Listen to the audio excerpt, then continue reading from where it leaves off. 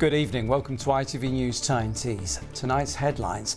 Protesters and police face off after students barricade themselves inside Newcastle University in protest against the conflict in Gaza.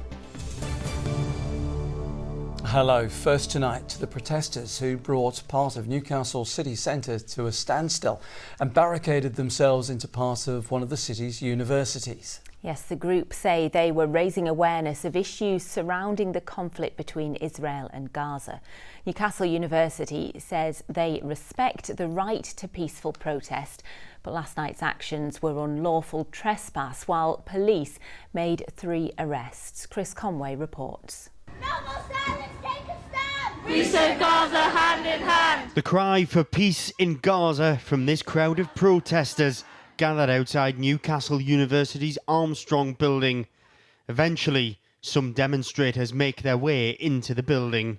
Once inside, the group of around 20 rebrand the university's King's Hall as the Al-Shifa Hall, a reference to one of the largest hospitals in Gaza they say has been targeted by Israeli military strikes.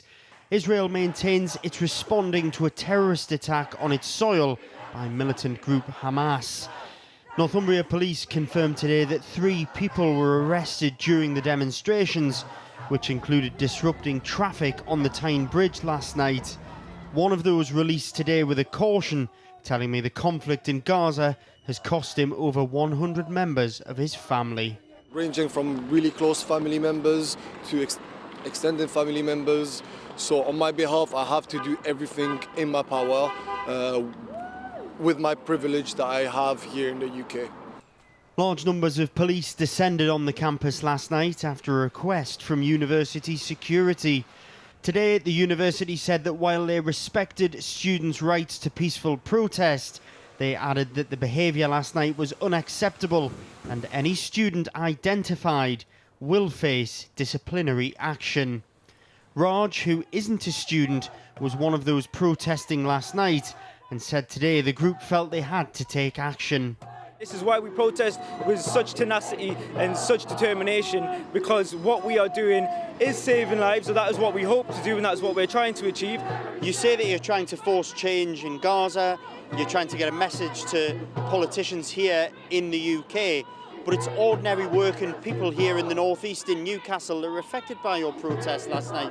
What's your message to them? Well, the thing is, we have tried absolutely everything, and this is the only way the politicians will listen. And the thing is, this also needs to be a concern for the people here. The demonstrators say they will continue to do all they can to highlight the suffering of those caught up in the conflict in the Middle East. Well, Chris joins us with more on this now. Chris, is there more protest action taking place in the city tonight?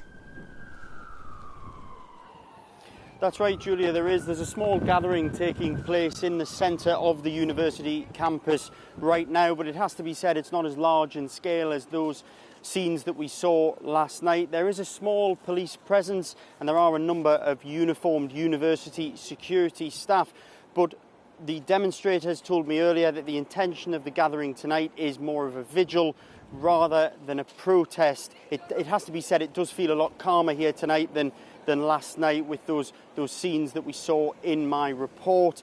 The organisers also say, though, that despite the fact tonight is intended as a vigil rather than a protest, the intention behind it remains the same, to highlight what they describe as the suffering of those in Gaza and to show solidarity from right here in the northeast.